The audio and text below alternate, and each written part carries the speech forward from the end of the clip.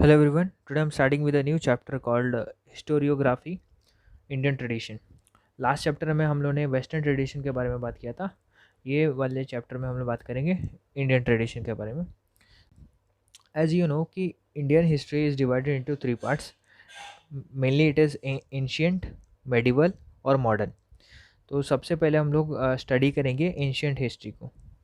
Ancient period के time पे क्या हुआ था, मतलब कैसे कौन सी क्या हिस्ट्री था एंशियंट पीरियड के टाइम पे.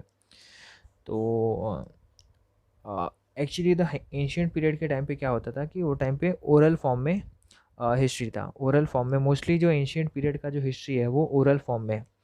You might have heard stories from your grandparents about some few of the kings की उनके बारे में आपने ग्रैंड पेरेंट्स से सुना होगा. तो there is not any written proof for these stories, but we hear songs and poems related to these stories which gets passed on from one generation to another. जब जब हड़प्पा सिविलाइजेशन का discovery हुआ तब बहुत सारे कॉइन्स मिले जिस पे कुछ लिखा हुआ था. अब क्या लिखा हुआ था वो तो हम लोग ने कभी मतलब डिकोड नहीं किया अभी तक. लेकिन लेकिन जब ये डिकोड हो जाएगा तो बहुत सारे क्वेश्चंस के आंसर्स हम लोग को मिलेंगे कि वो टाइम पे. पर ये एक चीज़ का पता लग गया था कि वो टाइम पे हम लोग को लिखना या पढ़ना आता था. हम लोग को अशोका स्तंभ का भी बारे में आप लोगों को पता होगा, जो कि सारनाथ में है या और भी बहुत भी जगह पे है, इंडिया में बहुत जगह पे है, जिस पे कुछ लिखा हुआ है या कुछ सिम्बल्स बने हुए हैं जिससे पता चलता है कि वो टाइम पे कौन से सिम्बल्स यूज़ होते थे, कौन सा लैंग्वेज यूज़ होता था. अशोका पीरियड के बाद कॉइन्स डेवलप होने लगे, कॉइन्स आने लगे और कॉइन्स के ऊपर भी कुछ लिखा होता था. मोस्टली उन कार्विंग्स होती थी और मोस्टली उसके ऊपर इधर किंग का नाम लिखा होता था या कोई सिंबल ऐसा किंग का रिलेटेड सिंबल बना रहता था या उसके किंगडम का या जो भी सिंबल होता था वो मेनली बनाया होता था. तो इससे हम लोग को डिस्कवर करने या पता करने में आसानी होती थी कि वो टाइम पे कौन से किंग का रूल था, कौन से किंग ने वो कॉइन्स पब्लिश कराए थे. वो टाइम के कुछ हम लोग के पास बायोग्राफीज़ भी हैं, कुछ किंग्स के बायोग्राफीज़ भी हैं भी मिले थे जिससे पता चलता है कि वो टाइम पे उस किंगडम में या उस किंग के किंगडम में उस किंगडम का इकोनॉमी कैसा था, उसका कल्चर कैसा था और उस किंग के पब्लिक के साथ रिलेशन कहते थे. ये हो गया एंशियंट पीरियड.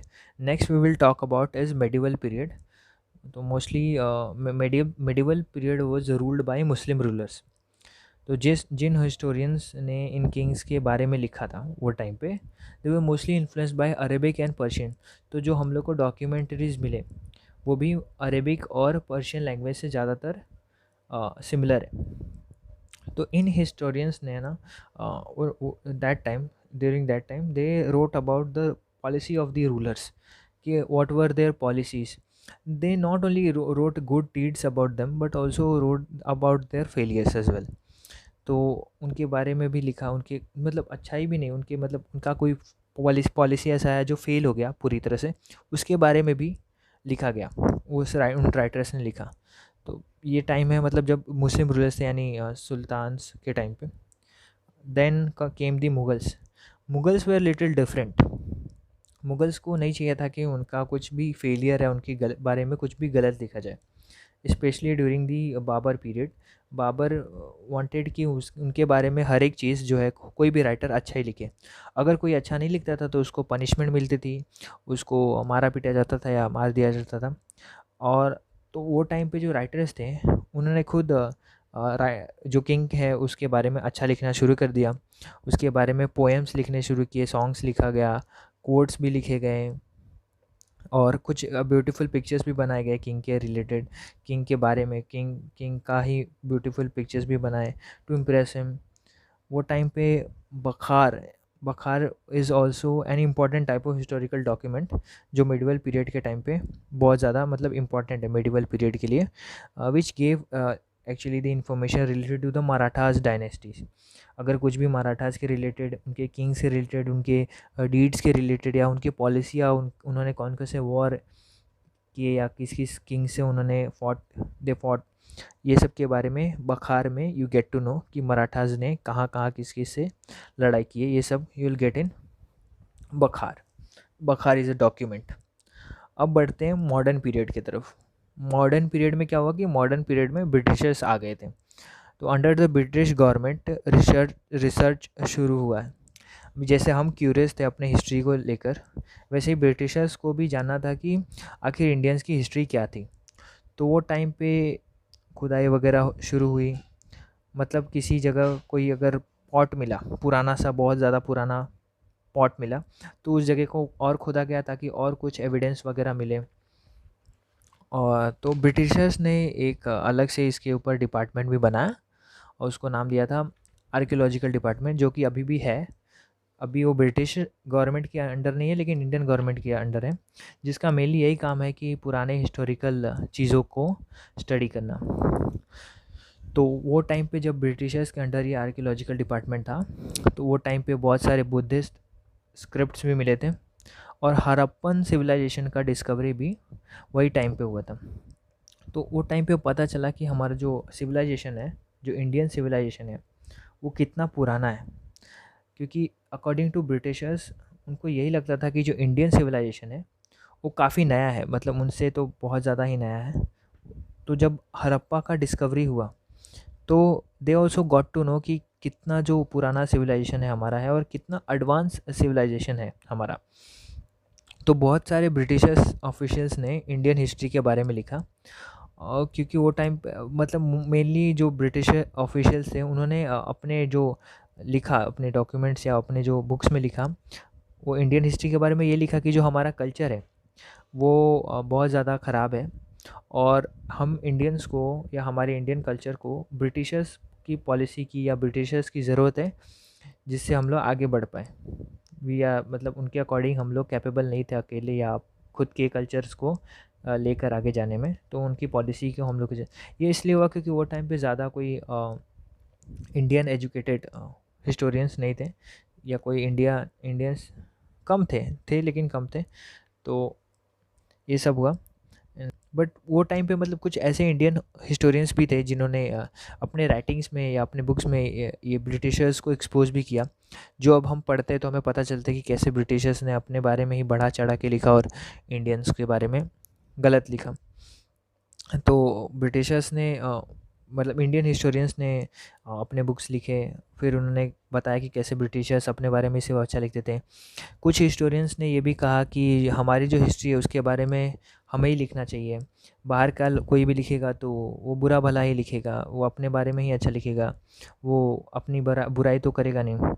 और उन हिस्टोरियंस ने ये भी कहा कि हम लोग सिर्फ इसी बारे में लिखें या उसी चीज़ के बारे में लिखें, यानी करेक्ट इन्फॉर्मेशन अगर किसी चीज़ का हो या किसी चीज़ के बारे में रिटन प्रूफ हो, उसी हिस्ट्री के बारे में लिखें। अभी जो सबसे ज़्यादा जो चेंज हुआ हिस्ट्री के बारे में या हिस्ट्री लिखने के बारे में कि कैसे हिस्ट्री लिखा जाए, वो सबसे ज़्यादा चेंज हुआ था इंडिपेंडेंस के बाद। इंडिपेंडेंस के बाद जो राइटर थे उन्होंने इकोनॉमी के बारे में, इकोनॉमिकल कंडीशन वो टाइम के बारे में, उस टाइम समय के जो इकोनॉमिक कंडीशन थे लोगों का कंडीशन क्या हो गया था, बुरा था, अच्छा था, ये सब के बारे में लिखना शुरू कर दिया। क्योंकि मेनली क्या था कि पहले के जो राइटर्स थे वो सिर्फ किंगडम्स के बारे में, किंग के डायनेस्टीज़ के बारे में, उनके किंगडम्स के बारे में, उनके बारे में अच्छी अच्छी बातें लिखना, किंग्स के बारे में, ये सभी लिखा करते थे। लेकिन जब इंडिपेंडेंस के बाद क्या हुआ कि जो राइटर्स थे वो ओपनली सामने आने लगे और उन्होंने ना कि बुरा से अच्छा बल्कि बुरा भी लिखने लगे। सब कुछ चेंज हो गया और मतलब कास्टिज़म के बारे में लिखा गया, वुमेन की तरफ जो सोसाइटी में डिसरिस्पेक्ट है उसके रिगार्डिंग भी लिखने लगे। तो इंडिपेंडेंस के टाइम पे पीपल फ्रॉम बैकवर्ड क्लासेस के, मतलब बैकवर्ड क्लास के जो पीपल हैं उनके ऊपर भी, मतलब कैसे अपर कास्ट पीपल जो है उनके ऊपर उनको मतलब उनके साथ बुरा करते थे, वो भी लिखा गया। How the women's were treated in the society, ये सब भी लिखा गया। इन राइटर्स में भीमराव अंबेडकर एक बड़ा नाम है जिन्होंने ओपनली कास्टिज़म के बारे में लिखा। उन्होंने बताया कि कैसे का लोअर कास्ट के पीपल जो हैं वो बहुत